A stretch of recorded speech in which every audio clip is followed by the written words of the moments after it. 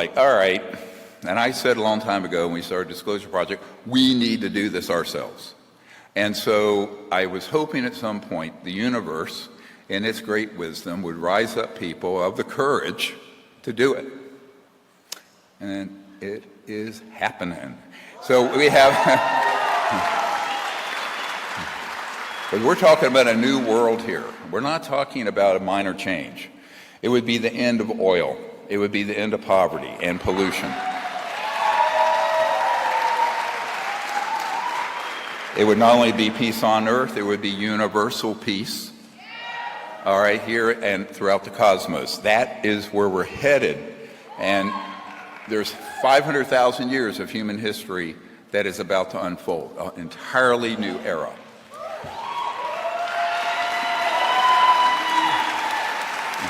Now, to make that happen is a heavy lift, right? Heavier.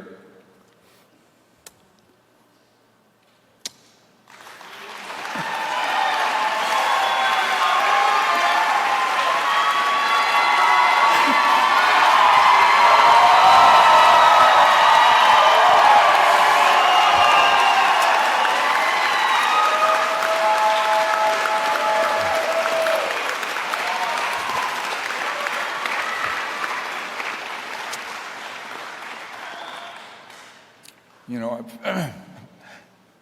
I've had good friends killed.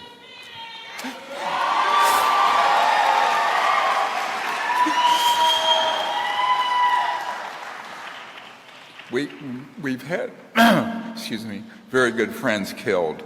As you know, I was almost killed in October, critically injured. Did you know that? Oh, well, I'm standing, just barely, but. And it happened after a group that's defecting from the deep cabal of secret programs took me in a classified helicopter, and I filmed the underground openings where the man-made UFOs and free energy devices go up. Handed it off Senate Intelligence Committee late September.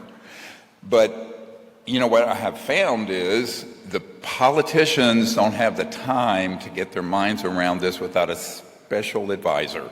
So that's what I ended up being, sort of ad hoc and for free. So everything we do for Disclosure Project is without charge. We have fundraisers, as you all know. But now we have this whole team coming forward. So let me tell you, there are two big categories. One are the ones who call themselves the have-nots. These are the people who have been denied access, who are very senior, many of them Special Forces, Green Beret, Navy SEALs, etc.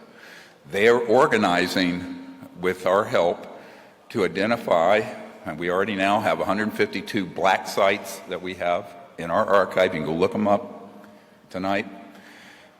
And they're going to take them back. They had their plan to take them back.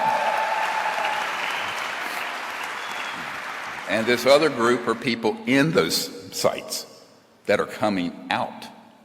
And this is all in the works. I can't be too specific.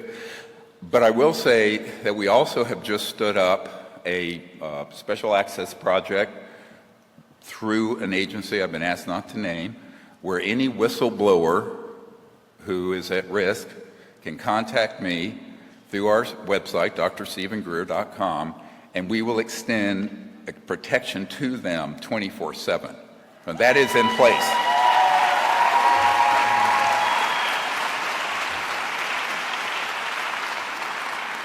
Now, when we were going through this archive, we call it in my basement, we had all these millions of papers, and they've all been scanned or all online now. And we've redacted names. But we have in our archive 762 first-hand whistleblowers. I'm not talking about second-hand. People who worked on these things, intercepted them, shot them down. So what we're working to do is to bring all that information out to the public. Now, we have 115 of these whistleblowers named with their videotapes in my archive. You can see it for free tonight. It's there. So, you know, of course, this is risky, to say the least, but it also means that, you know, I just turned 69. I ain't no spring chicken.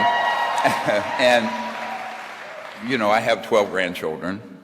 And, yeah, go forth and multiply. Didn't we do that? Yeah. And that brings me to another key person in all this, my wife. You know, we'll have our 45th anniversary later this month. And she's the unsung hero of this. Without her, there would have been no CE5 contact, there would have been no organization, no disclosure project. No one really knows who she is. She doesn't want to ever be on camera. We won't let her. But she's an angel. She's an angel. I love you. And so what's happening is that there's a multi-pronged strategy, the most important which I'll mention last, and it has to do with consciousness. The first is, of course, what we've been doing with Congress, and it's picking up some steam, and then it gets set back by some devils who stop it. But we're going to keep pushing on that. I just recently met with members of the House Oversight Committee, and they're still wanting to go forward. The other, of course, are the special access projects that are involved with this, and there's an entire group coming forward. That's number two. They have everything. They have the bodies, they have the ET craft, they have the man-made craft. I've been over the facilities. I'm working directly with one of their most senior people, and they want the truth to come out.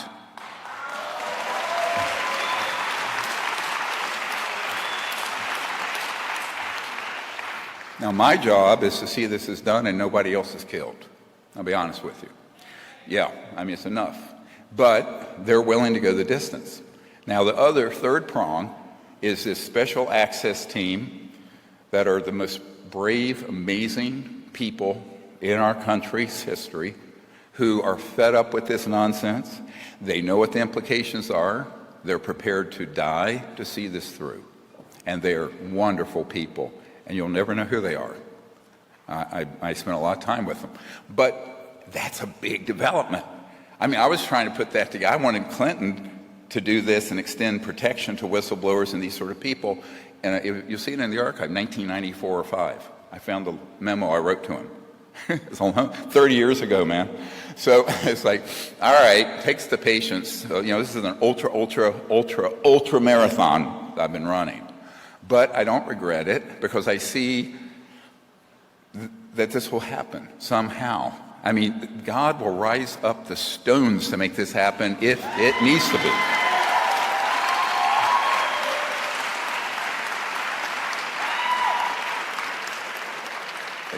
Now, the fourth and biggest and the foundation of everything we're doing is consciousness.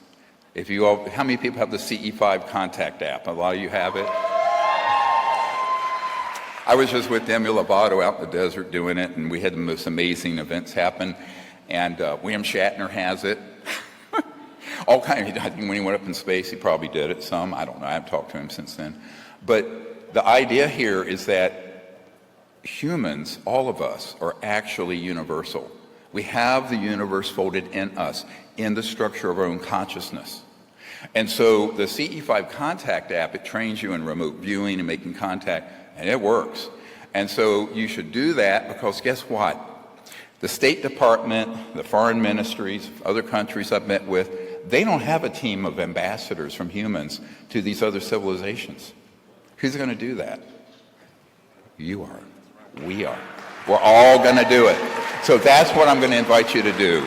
No matter what, you can network for us, but you can also go and those who meditate and establish contact with these civilizations and invite them in a diplomatic and respectful way.